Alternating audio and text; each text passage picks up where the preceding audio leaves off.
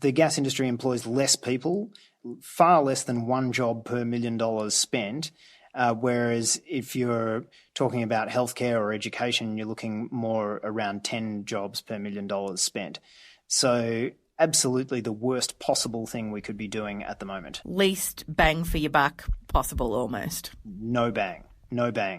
Just a zero bang for your buck. Just a maybe a tiny little pop. One for Mum, one for Dad, one for the country. And there has never been a more exciting time to be an Australian. Budgets are about choices, Fran, and you show what you value through the choices you make. Dead, buried, cremated. This is coal. Don't be afraid. Don't be scared. The treasurer. Australia's basically done for. We'll just end up being a third-rate economy. You know, a banana republic. How good is Australia? Just follow the money. G'day and welcome to Follow the Money, the Australia Institute's podcast demystifying the big economic issues in Australia and putting them in plain English. I'm Ebony Bennett, Deputy Director at the Institute, and this is part 2 of our 2-part series on the gas industry and the Narrabri coal seam gas project in particular. And we're recording this on Tuesday, the 18th of August. It's crunch time for the big Narrabri coal seam gas project. Protest movement has been standing in the way of large-scale CSG production in New South Wales. Santos' big plan for this region originally was 7 gas fields from Dubbo to Murrurundi to Moree. None of our assessment has identified any potential significant or irreversible harm that would result from the project. The safeguards recommended by the New South Wales Chief Scientist are not currently in place. The Narrabri gas project could provide up to 1,300 jobs during construction. With a global gas glut, questions were raised in the inquiry about the Australian company's ability to deliver on those numbers. The problem is that the gas from this region is quite expensive to produce. They will export that cheaper gas and they will sell the Australian public the expensive gas. Government's COVID Recovery Commission, heavy with gas industry players including Chairman Neb Power, is pushing a gas-led manufacturing recovery. And we have the opportunity to increase the supply of gas. It is a very gas-heavy commission, but obviously also we've got to take account of the greenhouse gas emissions from gas. In terms of our overall emissions, how big is the gas industry? So the gas industry in Australia is a major contributor. So between 17 and 18, there was maybe an increase in, I think, about 7 million tonnes. This idea of a gas-fired recovery simply isn't happening. The private investment is fleeing gas.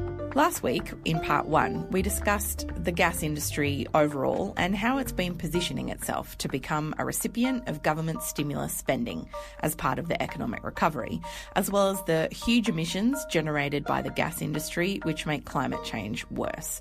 And this week, we want to dig down into the nitty-gritty details of the flaws in the cost-benefit analysis for the Narrabri coal seam gas project in northwest New South Wales in particular. It's one of the major projects slated for taxpayer support and has really hit the headlines in the past couple of months. So today I'm joined by Rod Campbell, Research Director at the Australia Institute, to get down into the details of why the Narrabri project does not stand up. And Rod's written the Australia Institute's 4th report or submission relating to the Narrabri gas project this month. Each previous report has demonstrated that the benefits of the project have been overstated and the costs understated by the various economists commissioned by the proponents. And Rod pointed out to me that our first review, way back in 2012, Santos claimed that its 2011 modelling showed the project was a, quote, once-in-a-generation economic opportunity, end quote, for New South Wales. Now, we thought that claim appeared dubious at the time, and almost a decade later, the project is still struggling to demonstrate its viability. So it's fair to say that Rod knows his stuff, and we're grateful to be speaking to him today. G'day, Rod. G'day, Eb. It must be nearly a decade since I've been on the podcast. It might have been. It's been too long in any case. Yeah, it has. So, Rod, you've been writing reports about Narrabri gas, as I said, for almost a decade now. How would you describe the Narrabri gas project? I would describe it as a boondoggle, or somewhere between a boondoggle and a serious rip-off of the public and a risk to the environment. And what does the most recent cost-benefit analysis show? But firstly, what is a cost-benefit analysis and are they useful in assessing projects like this one? So a cost-benefit analysis is sort of what it sounds like. You basically add up the costs of a project, like how much the capital and equipment, the oil rigs or the gas rigs, and the pipes and the roads and how much they might cost.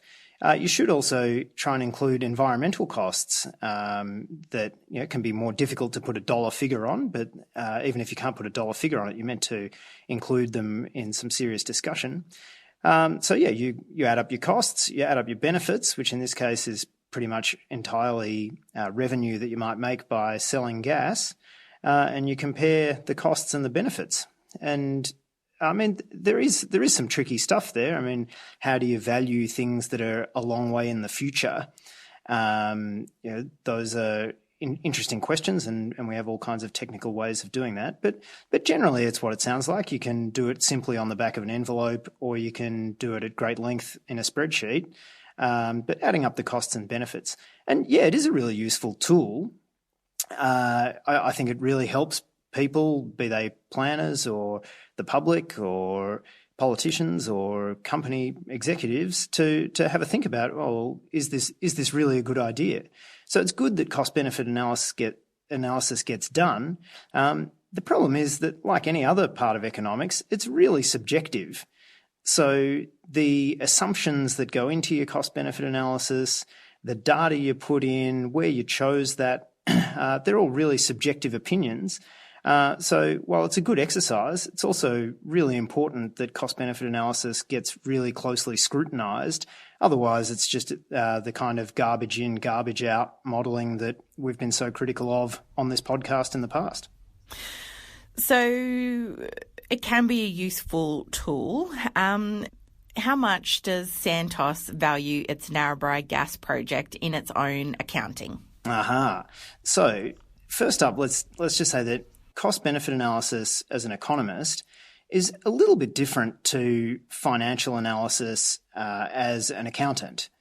So an accountant probably wouldn't pay much attention to the environmental costs that I was just talking about, whereas an economist should. An accountant really pays a lot of attention to how much money the company might have to loan to build the project, whereas an economist is not particularly interested in that. So what's in a company's books and what is in their cost-benefit analysis that goes to the planning system, they're not exactly the same thing. Having said that, they're nearly the same thing. They're both based on future costs and future revenues, so you'd expect them to be more or less in the ballpark of each other. So maybe not exactly the same, but... No, they wouldn't be exactly the same. Similar. But, having built up, here's the key point that you're driving at. The fact is that Santos values the Narrabri gas project in its books at, drumroll, 0. It has valued the project at nil since 2016. That hasn't changed. And why might a big project like that be valued at 0? Can you just explain that to us? Yeah, sure. Because the company's accountants think that they would have to spend more money on the project than they'd be likely to make, or at least there's a lot of uncertainty around that. So they discount future values, and they might have to borrow large amounts of money to fund the project that they've got better uses for. And so, the accountants, with a big spreadsheet, might come up with the idea that actually this isn't worth going ahead with, so we'll value it at 0. And how much did Santos value the project in its submission to the planning authorities? Another drum roll, $1.6 billion. So there's a big gap there between nil and 1.6 billion. What might explain that? Well, not only is there a big gap between nil and 1.6 billion, the gap actually expanded in the last week or so when Santos submitted extra late, oh my God, the dog ate my homework, here's our real bit of economic modelling, boosting it to 2 billion. Oh, really? Yeah. So this was a pretty controversial thing to do just within the planning system, to put in anything that late. But the fact that they managed to find nearly $500 million essentially behind the couch, actually our project's worth $2 billion. We thought it was only worth 1.6, but we were wrong. It's pretty extraordinary. Yeah, maybe it was hiding in the same spot as the extra money the Treasurer forgot to spend on JobKeeper. There's some big gaps between couch cushions out there.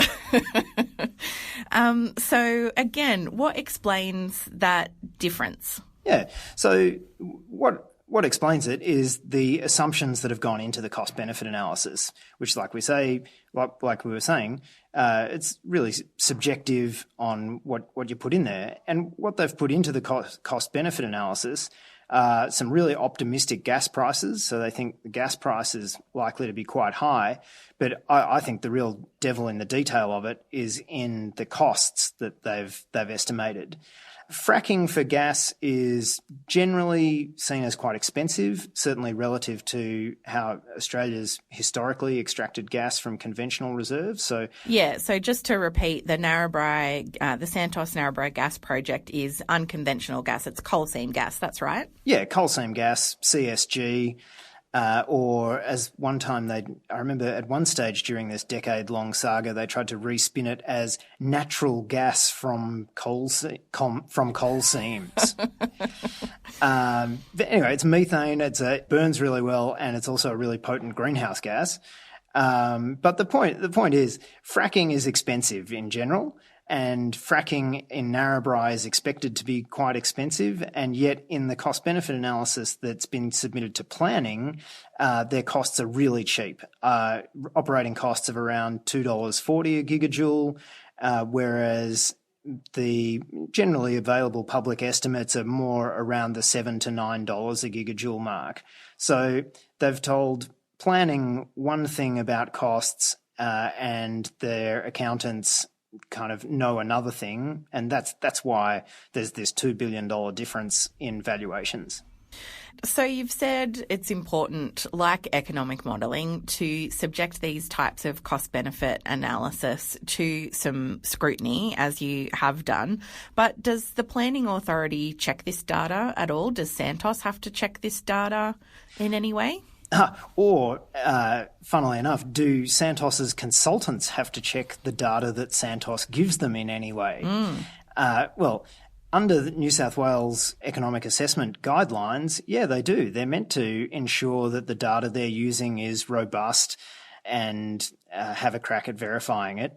But Santos's consultants, first up they had GHD, also you may remember them from comedies such as the Adani 10,000 Jobs claim. Oh. So GHD initially put together the $1.6 billion claim, and they said loud and proud in their assessment that they had, and I'm nearly quoting, not verified or checked data given to them by Santos. Wow. So they certainly didn't check anything. The New South Wales Department of Planning, who you'd hope would be checking things, basically has no competent economists in the entire department, it would appear, because for quite a number of years now, and there's probably another podcast episode behind it, the department has actually been commissioning its own consultants to review the consultants of project proponents. So it turns into a bit of a consultant's picnic, and they're the ones who apparently do the checking, but there's quite a lot of problems in the way the consulting world works. Right. And so these consultants that planning approaches, are they supposed to be independent of the industry that they're, checking on? Look, every economist who's worth their salt, Eb, will tell you that they are as independent as anything. But, of course, all consultants have an amazing ability to find what their client wants them to find. But more seriously, the New South Wales Planning Department has, over the years, gotten consultants to review economic assessment of coal mines. They've used consultants who don't usually consult to the coal industry or to the gas industry. And that has resulted in a lot of reviews, a lot of which I don't agree with entirely, but generally they've been pretty good. And is that what's happened in this case? no, that is exactly what has not happened. Instead of using the consultants that they've usually used over the years who don't work for the coal or the gas industry, this time around, the New South Wales Planning Department has picked possibly the most controversial economist in Australia, the economist most closely linked to the mining, oil and gas industry, a fellow by the name of Brian Fisher, who you may recall shortly before the last election, there were headlines in The Australian about how Labor's climate policies would bring on a $1 trillion economic apocalypse. When we expand the amount of renewables, we must expect that we're going to have to pay for the infrastructure to incorporate those. That's the economic costs I have calculated, and I stand by the costs both for the Labor policy and the coalition policy. That was his modelling, and that's the guy that has absolutely no problem with the $2 billion gap between what Santos's accountants say and what they say to planning.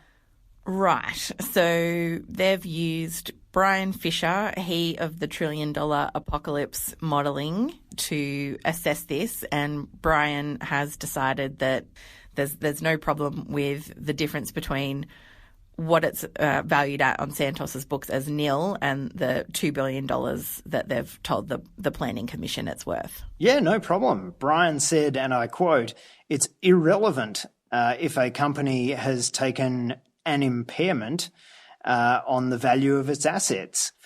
And look, to some extent he's right. If there was an impairment of a couple of $1 million or some 1 or 2 or 10 or maybe even 20% of a project's value in a company's books, then people assessing the economics of the project probably don't need to be too concerned about that.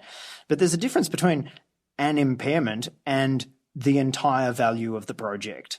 This is a politically important project. It's being much discussed. We've got the National COVID Coordination Commission that's not so secretly barracking for huge subsidies for the gas industry paid for by taxpayers. If it's not directly financially subsidising, wouldn't you see the provision of these measures as a form of subsidy for the industry? No, not necessarily. It's about making sure that the cost to all Australian households doesn't go up significantly as we go forward. Looking at this project overall, last week we talked with Mark Ogue about the huge kind of carbon bomb that it is and how much emissions will come out of it.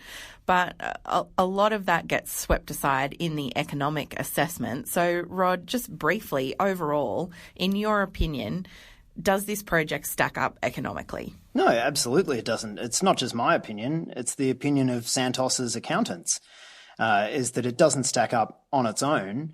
But the first question anyone should then ask is, why would a company pursue a project that doesn't seem to be economically worthwhile? And the key answer to that in this case is, as you've said, the government subsidies and money that looks to be being shoveled towards the gas industry in the name of COVID response stimulus. So essentially, Santos could be looking to taxpayer subsidies to revive this project, which itself, in its own books, in its own assessment, it's valued at worth $0. Yeah, that's absolutely what they're trying to do. How did his project get involved with the Narrabri project? I don't know the answer to that, Minister. It predates my appointment to the Commission.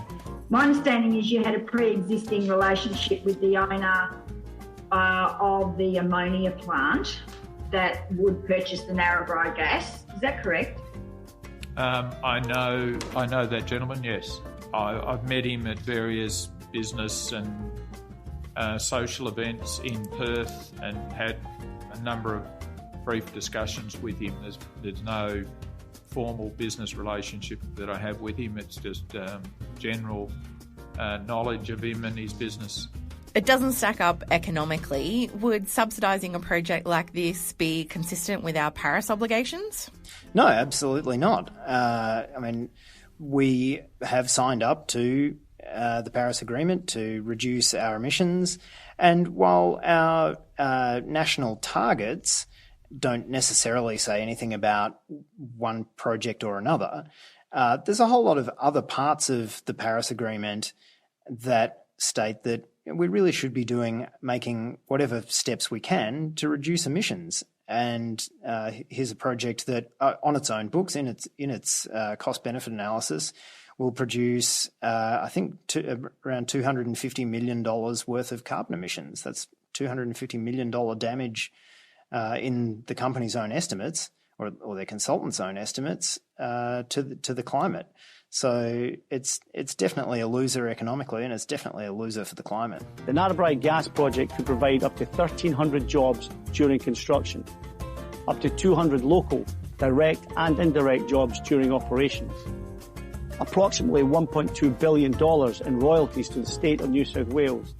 Obviously, Australia has a huge unemployment problem at the moment, and the government and business are looking to create as many jobs, and we in the public need more jobs to be created to reduce our unemployment rate. And ideally, I've talked with, Richard Dennis about this in the past, that all government spending should be trying to buy us a lower rate of unemployment. So my final question about this in particular, this project, is will it be creating huge numbers of jobs, either with or without taxpayer subsidies? No and no. If you're trying to create jobs, the absolute worst industry of all to be giving money to is the gas industry. Right. The gas industry is what economists like to call capital intensive. It uses a lot of pipelines, a lot of machines, a lot of capital equipment, and it employs virtually nobody. Per $1 million spent, the gas industry, I don't think this is an exaggeration, the gas industry employs less people, far less than one job per $1 million spent, whereas if you're talking about healthcare or education, you're looking more around 10 jobs per $1 million spent. So absolutely the worst possible thing we could be doing at the moment. Least bang for your buck possible, almost. No bang. Zero bang for your buck. Just a maybe a tiny little pop.